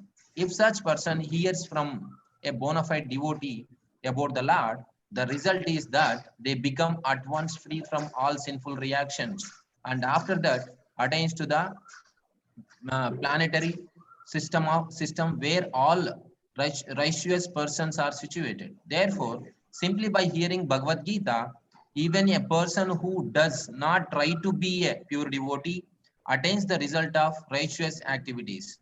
Thus, a pure devotee of the Lord gives everyone a chance to become free from all sinful reactions and to become a devotee of the Lord. Generally, those who are free from sinful reactions, those who are righteous, very easily take to Krishna consciousness. The word Punya Karmanam is very significant here. This refers to the performance of a great sacrifices, like the Ashwamedha Yajna mentioned in the Vedic literatures. Those who are righteous in performing devotional service, but who are not pure, can attain the planetary system of the pole star or Dhruvaloka, where the Dhruva Maharaj is presiding. So he is the great devotee of the Lord, and he has a special planet which is called the pole star. Okay, so here Krishna is saying how one should listen. So one should listen with faith, Shraddhavan Anasuya, and without envy. So if one listens with faith and without envy, then one can become free from sinful reactions. So that's what Prabhupada is explaining the purpose. Therefore, we hold open classes because even though everyone may not be a devotee, so previously, of course, Krishna said that this message should be given only to devotees, but here he says that as faith can listen. So even though everyone may not be a devotee, there could be some people who are not envious, but who have some faith. And so then they will get the benefit of hearing the Bhagavad Gita. And that's the reason why we can have open classes on the Gita, even though everyone may not be a devotee. So on this point, Prabhupada speaks something. Okay, read from the screen. Shrikant Srinivas Prabhuji. Hare Krishna Prabhu. Yes, A devotee is more merciful than Krishna. So therefore, a devotee is more merciful than Krishna. Krishna is very strict, but the devotees are very lenient. Krishna doesn't want to speak even with demons, but the devotees are so kind. They go to the demons and pray, kindly hear about Krishna. Therefore, a devotee is more merciful than Krishna. Krishna doesn't speak to the demons unless you are one who is bhakta. Just like Bhagavad Gita was spoken to Arjuna. Bhakta si sakha cheti. Krishna never speaks. Krishna was very strict, but the devotees, Krishna, he said, "Yam ye imam paramam guhyam madbhakteshu abhi, abhidasyati." About Bhagavad Gita, he says, one who speaks this confidential knowledge amongst the bhaktas. He recommends the bhaktas. But the devotees, they are so merciful. They go to the abhakta, transgressing the order of Krishna because they are so merciful. All right, Krishna has rejected them. Let me try. Let me try. This is the position of bhakta. Okay, so this is another understanding that the devotee is more merciful than Krishna. So the devotee is ready to take risk, even though Krishna has said don't speak directly to the non-devotees, but still a devotee is ready to take risk because of compassion. So there are different. So one understanding Prabhupada is giving the purport also that yes, there could be some faithful even in such an assembly, and then the other understanding is that the devotee is more merciful. And then in this lecture, read. So Bhagavad Gita should be. Somebody else can read. Yes. From the screen. Kartikeya Prabhuji. Bhagavad Gita should be discussed amongst the devotees. Kartikeya Prabhuji. Bhagavad Gita should be discussed amongst the Bhagavad Gita should be discussed amongst the devotees. Sometimes we discuss Bhagavad Gita amongst the non-devotees. That is due to higher order. Higher order, Guru Maharaj asks that you go and speak. So we are doing that. Actually, Bhagavad Gita is to be discussed amongst the devotees. So our hard task is that, first of all, we have to make one devotee and then let him understand Bhagavad Gita, our double task. Yes, so here Prabhupada says that first we have to make someone a devotee and then so of course to make someone a devotee also ultimately we speak knowledge based on Bhagavad Gita only. So anyway, so there are, you can look at the matter from different angles of view. Prabhupada is presenting from different angles how to look at this order of Krishna, whom to speak and whom not to speak. Okay, fine. And finally, the last section. No, there's two sections. 73, Arjuna is firmly fixed. Okay, 72. Kachid etat shrutam partha tvayekagrena chetasa kachid ajnana sammoham pranashtaste dhananjaya. O son of Pritha, O conqueror of wealth, have you heard this with an attentive mind? And are your ignorance and illusion now dispelled? Okay, somebody can read this purport. Vrinda. The Lord was acting as the spiritual master of Arjuna. Therefore, it was his duty to inquire from Arjuna whether he understood the whole Bhagavad Gita in its proper perspective. If not, the Lord was ready to re-explain any point or the whole Bhagavad Gita if so required. Actually, anyone who hears Bhagavad Gita from a bona fide spiritual master like Krishna or his representative will find that all his ignorance is dispelled. Bhagavad Gita is not an ordinary book written by a poet or fiction writer. It is spoken by the Supreme Personality of Godhead. Any person fortunate enough to hear these teachings from Krishna or from his bona fide spiritual representative is sure to become a liberated person and get out of the darkness of ignorance.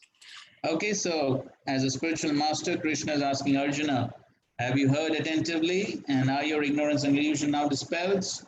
So Prabhupada is writing that the mode of Krishna in asking this question is that if Arjuna would have said he has not understood, then he is ready to repeat the whole thing, to re-explain any points. Okay. And then what does Arjuna reply? Arjuna uvacha nashto moho smriti labdha tvat prasadan maya chutta sitos Sthitosmi gata sandeha karishye vachanam tava. Arjuna said, "My dear Krishna, O infallible one, my illusion is now gone. I have regained my memory by your mercy. I am now firm and free from doubt, and am prepared to act according to your instructions."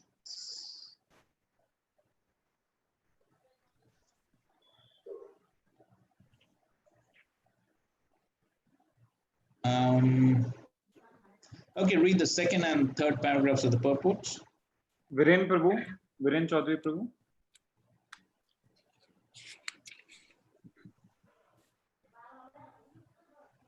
Okay. Viren Prabhu, you're there, please read. Or Shweta Mataji. Yes, sir.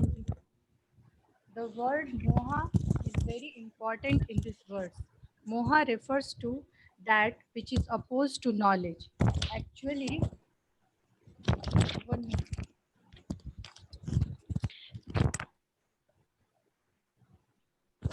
Actually, real knowledge is the understanding that every living being is eternally a servitor of the Lord. But instead of thinking oneself in that position, the living entity thinks that he is not a servant, that he is the master of this material world, for he wants to lord it over the material nature. That is his illusion. This illusion can be overcome by the mercy of the Lord or by the mercy of a pure devotee. When that illusion is over, one agrees to act in Krishna consciousness. Krishna consciousness is acting according to Krishna's order. A conditioned soul, illusioned by the external energy of matter, does not know that the Supreme Lord is the Master who is full of knowledge and who is the proprietor of everything.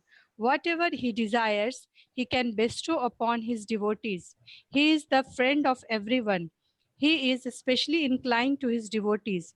He is the controller of this material nature and of all living entities. He is also the controller of inexhaustible time, and he is full of all opulence and all potencies.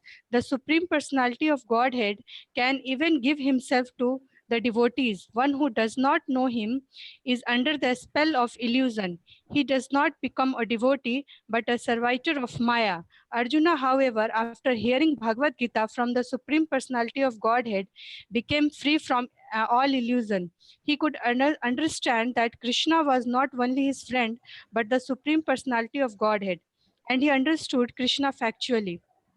So the study of Bhagavad Gita is to understand Krishna factually. When a person is in full knowledge, he naturally surrenders to Krishna. When Arjuna understood that it was Krishna's plan to reduce the unnecessary increase of population, he agreed to fight according to Krishna's desire. He again took up his weapon, his arrows and bow, to fight under the order of the Supreme Personality of Godhead. Okay, so that's the result of understanding Bhagavad Gita.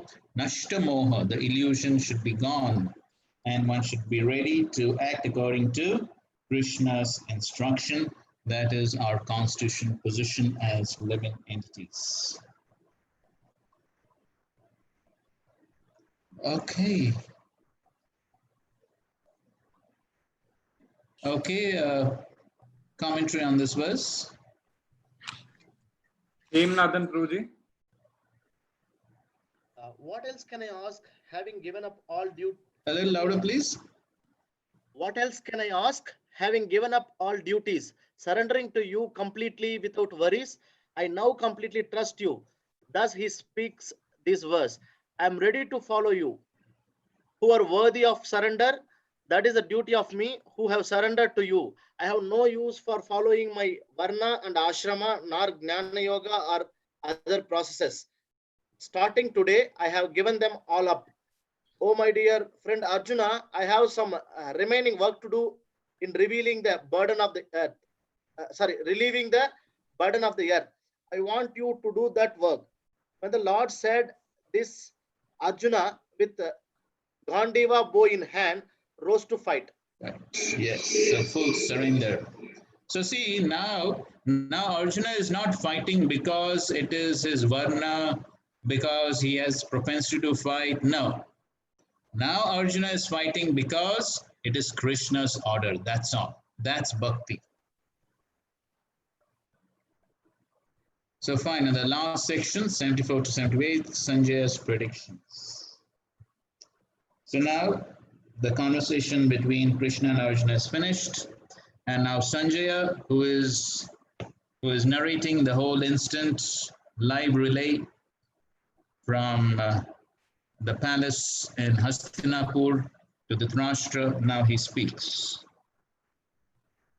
Sanjay Uvacha iti aham vasudevasya partasya cha mahatmanah samvadam imam ashrosham adbhutam romaharshanam.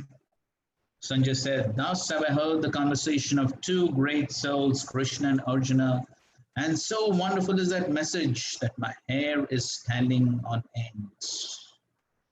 Okay, so Prabhupada is reminding us of Dhritarashtra's first question in the first verse. Dharma kshetre kurukshetra samaveta yotsava mamaka pandavas shaiva kim akurvata Sanjaya. What did they do? What happened on the battlefield of Kurukshetra? So Sanjay is narrating what's happening. And so Prabhupada, as the entire study was related to the heart of Sanjay by the grace of spiritual master Vyas. And the conversation was wonderful because such an important conversation between two great souls had never taken place before and would not take place again. It was wonderful because the Supreme Personality of God was speaking about himself and Arjuna, great devotee of the Lord's. If we follow in the footsteps of Arjuna to understand Krishna, then our life will be happy and successful. Sanjay realized this, and as he began to understand it, he related the conversation to Dhritarashtra. Now it is concluded that wherever there is Krishna and Arjuna, there is victory. 75. Vyasa prasada shrutavan etat guhyam aham param yogam yogeshwarat krishnat sakshat katayata swayam.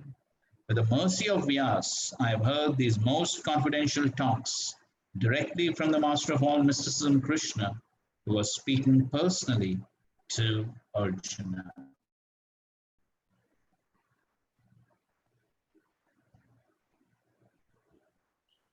Okay, read the first paragraph of the purport. Shashi Gaurang Prabhu.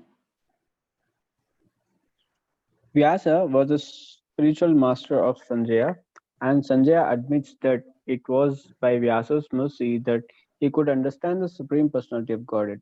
This means that one has to understand Krishna not directly, but through the medium of the spiritual master. The spiritual master is the transparent medium, although it is true that the experience is still direct. This is the mercy of the disciplic succession. It's true. Sorry?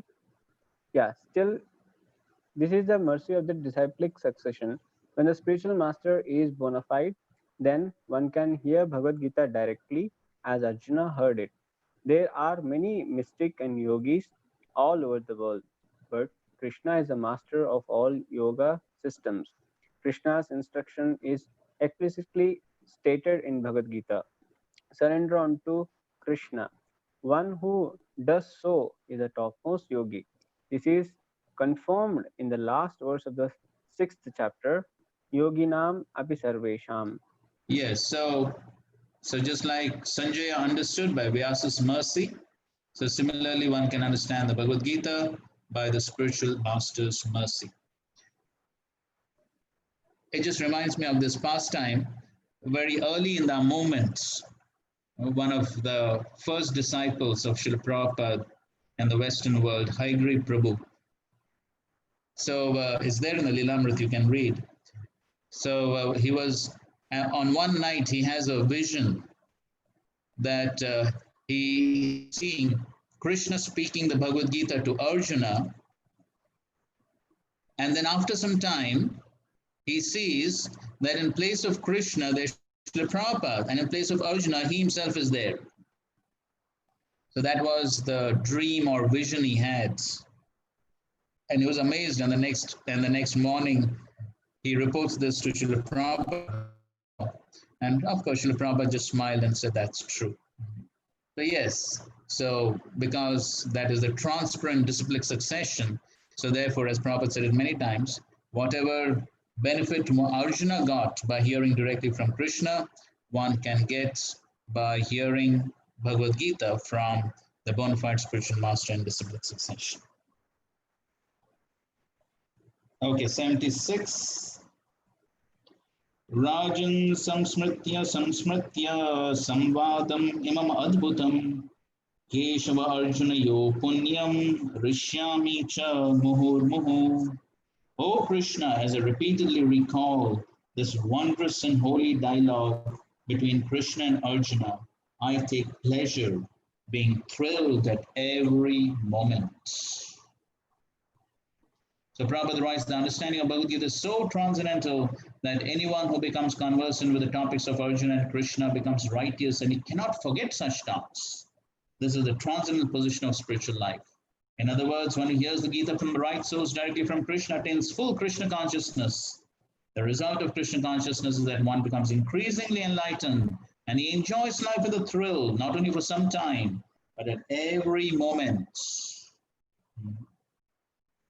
So, Anandam Buddhi Vardhanam. So, at every moment, one enjoys life, as we discussed in so many of our discussions, that Krishna consciousness is never static, it's always dynamic. And one who is in proper Krishna consciousness, then he always experiences something new, newer and newer realizations, because Krishna is always new. 77. Tacha samsmritya rupam atyadbhutam hare vismayo me mahan rajan rishyami cha punah punah. O King, as I remember the wonderful form of Lord Krishna, I am struck with wonder more and more, and I rejoice again and again. Okay, so Prabhupada says that it appears that Sanjay also, by the grace of Vyas, could see the universal form Krishna exhibited to Arjuna. Yes, of course, we read that before. He could definitely see, and that's what he was relating to Dhritarashtra, right? And so he's remembering all these forms. And he's wonderstruck by this Adbhutam form of Krishna. And the last verse, 78. Yatra Yogeshwara Krishno, Yatra Partho Dhanurdhara, Tatra Shri Vijayo Bhutir, Dhruva Nitir Matir Mama. Wherever there's Krishna, the master of all mystics, and wherever there's Arjuna, the supreme archer, there will also certainly be opulence, victory, extraordinary power, and morality. That is my opinion. Okay, so this is the result of being Krishna conscious, that one can achieve opulence, victory, extraordinary power, and morality.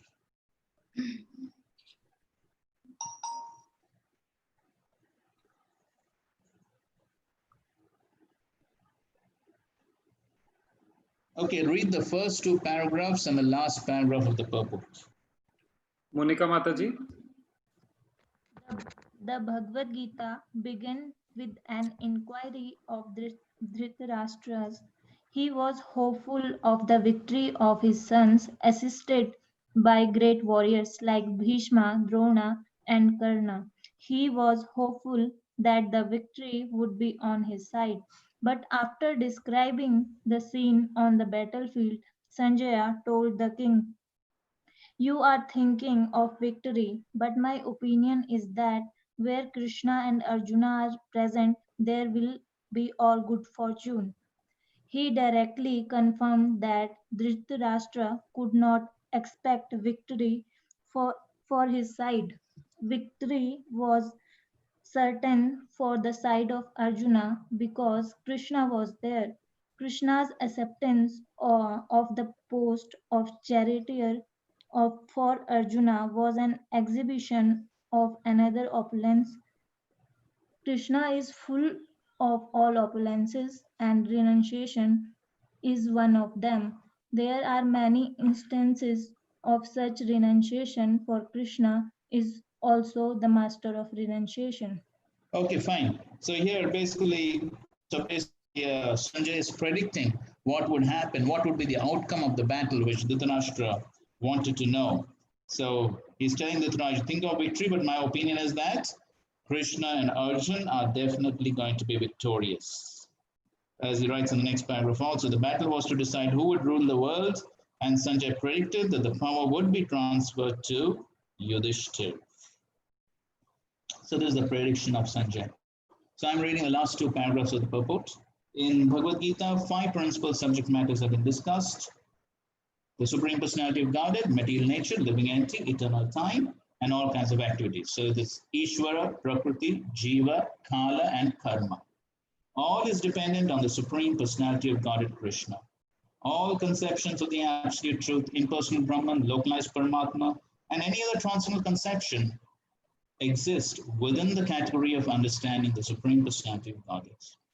Although superficially the Supreme Personality of Godhead, the living entity, material nature, and time appear to be different, nothing is different from the Supreme.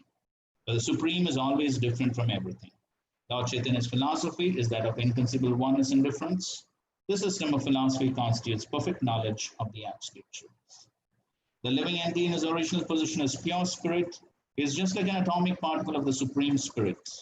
Thus, Lord Krishna may be compared to the sun and the living entities to sunshine. Because the living entities are the marginal energy of Krishna, they have a tendency to be in contact either with the material energy or with the spiritual energy. In other words, the living entity is situated between the two energies of the Lord, and because he belongs to the superior energy of the Lord, he has a particle of independence. By proper use of that independence, he comes under the direct order of Krishna. Thus he attains his normal condition in the pleasure-giving potency. Thus, in the Bhakti purports to the 18th chapter of the Srimad Bhagavad Gita, in the matter of its conclusion, the perfection of renunciation.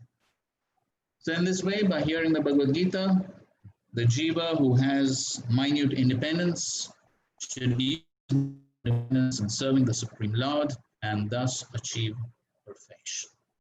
Okay, lecture of Srila Prabhupada, please read. Nishant Prabhuji. Yes, Prabhu. Hare Krishna. This is the difference, bhakti and karma. We should only accept Krishna's desire. That is the instruction of Bhagavad Gita. Arjuna's desire was not to fight, but Krishna's desire was to fight, just the opposite. Arjuna ultimately agreed to Krishna's desire. Yes. Karisye vachanam tava.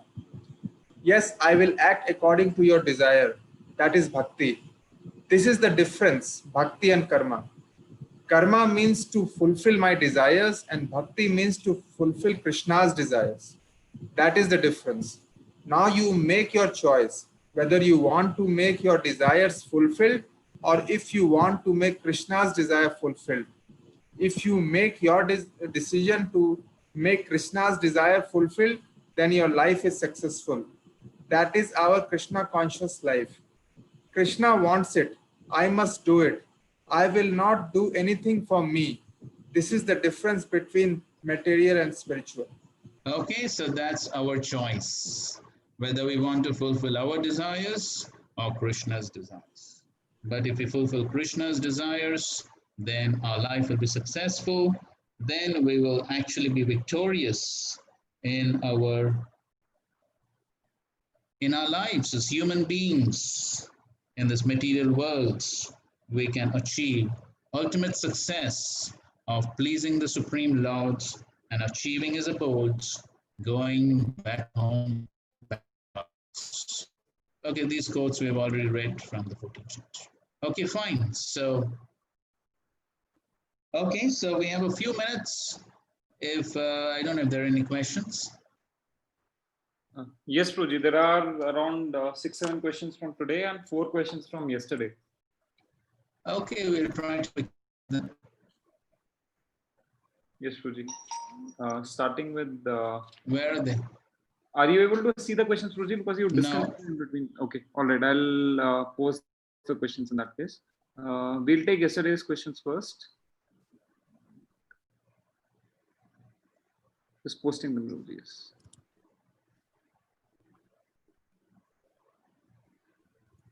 Yes, I've posted them, Prabhuji. You can see the last message. Okay. From Prafulla. No, Prabhuji. See, the last message is by me. I just posted it from Ravikant. It says from Ravikant, Hare Krishna, Prabhuji. Does the devotee reach in Krishna abode? Anyway, I'm seeing this question. I'll just answer this. All right, Prabhuji. From Prafulla Kumar. One should fix his mind on this original form of God, Krishna. One should not even divert his attention on other forms. Please elaborate. Why should Prabhupada mention like this in purport? What about Lord Chaitanya? Yes, we understand Lord Shri Chaitanya Mahaprabhu is incarnation of Krishna only. But then, so Mahaprabhu is of course coming in the role of a devotee, but then we understand that he is the Supreme Lord, and Prabhupada taught to worship Gaunithai and Radha Krishna, so there's no doubt about that. But other forms, yes, because here especially as a devotee, and because this is the final message, and Krishna is giving his final conclusive message, so Srila Prabhupada is focusing on exclusively the Shyam Sundar form of Krishna. And that's essentially, yes, important for Gaudiya Vaishnavas, because that's what Chaitanya Mahaprabhu taught, to focus on the Shyam Sundar form. Even though in other purports, Srila Prabhupada does say one can worship any of the Vishnu forms, but because this is final conclusive message, then Srila Prabhupada has been very exclusive. And that's what Chaitanya Mahaprabhu also has taught us. Is that all right? Is it possible for someone in Rajagun to become devotee directors? Yes, definitely. Someone in Rajagun, Tamogun, everyone can become devotee, but it may take a little more time because the influence of the modes, lower modes may be more strong, then purification may take a little more time. But of course, if one performs intense devotional service, then devotional service is always powerful. Without explaining how one will engage in devotional service. Yeah, so that point we already discussed. Yeah, so one will have to explain something from Bhagavad Gita. So devotee takes risk, more lenient than the Lord. Prabhupada has explained those points.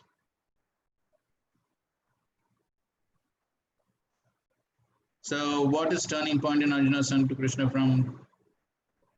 That is Krishna's mercy. That's Krishna's mercy. Krishna, that's what we read in the commentary. So Krishna, by his mercy, gave him Ananya Bhakti, even though apparently he was not qualified. Sanjay heard, so as Dhritarashtra, how come Dhritarashtra? Yeah, because Dhritarashtra remained envious, therefore he didn't understand. Therefore one who's envious, he cannot understand. If Duryodhan might chosen Krishna instead of choosing his army,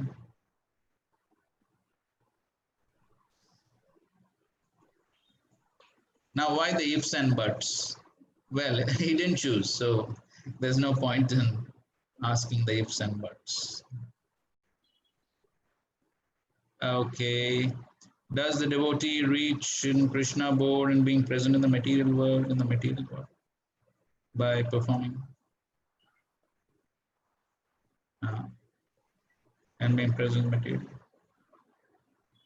Obviously, in the material world, one can be Krishna conscious, and by being Krishna conscious, it is as being in Krishna abodes, right? Because the consciousness is in Krishna. But in order to actually go to Krishna's abode, obviously that will be after this life.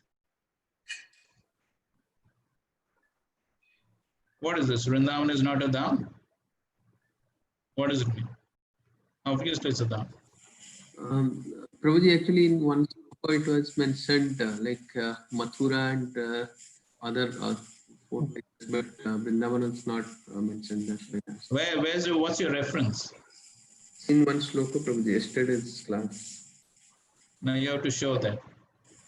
I think, Prabhuji, yesterday when we were reading Vishwanath Chakravarti Thakur's commentary in one of the words, but it was written that the devotee, when Lord says that he will come to my abode, something like that. I think like four dhams are mentioned over there.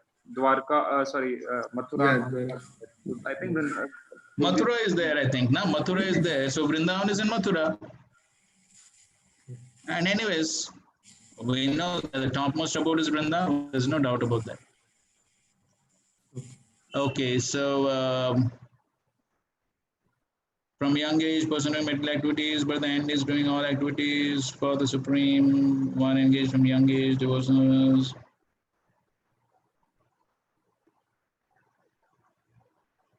Yes, young age, old age, it doesn't matter. Everything depends on the intensity of devotional service. Everyone can take to devotional service, everyone can get purified. So ultimately, one has to get purified, and everything depends on the intensity of devotional service. So everyone can be successful. And yes, we depend on the grace of the Supreme. After doing something whimsically, one should not offer the result to the Lord. This sort of duty is not. Yes, so we should. So if we are trying to love Krishna, then we should do what Krishna wants, not whimsical. Someone surrenders to Krishna, he will take away all sin. But what about punya? Everything. Punya, papa, everything will be neutralized.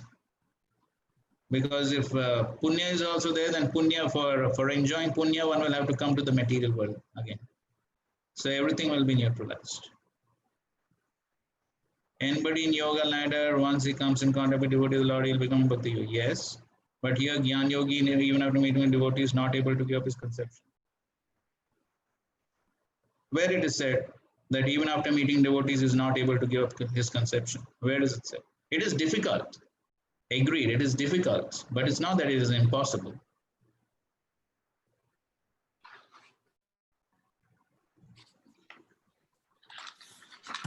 All right.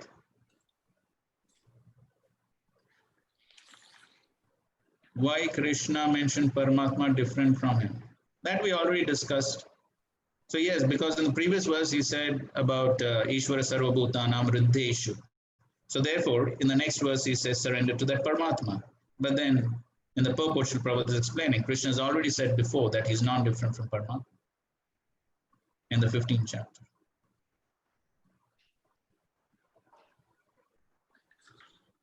Overview for writing OBA.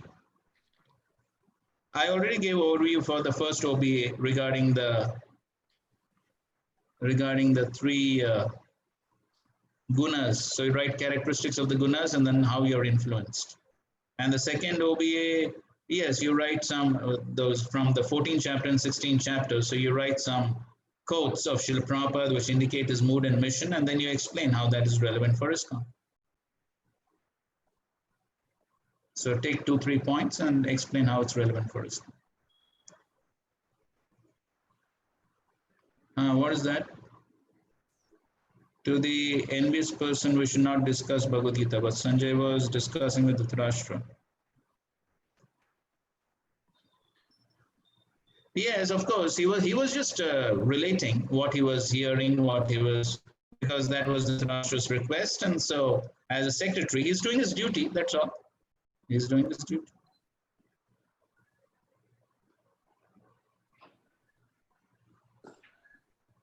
For Arjun, Krishna was there for devotees bonfire, but for devotees who are far from spiritual master, is it possible to hear?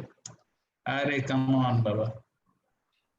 As if the spiritual master's lectures are not there, books are not there, all that is not there. Even so many books, lectures, conversations, morning walks, so many things are there. So we can read all that, hear all that, plus we have our own spiritual masters, Diksha Gurus, Shiksha Gurus, their lectures are there, so many things are there. Are we so qualified to hear Paramatma? Yeah, Prabhuji, but is this another mode where Paramatma sitting in the heart also can give instruction? Yes, he can, if you are qualified.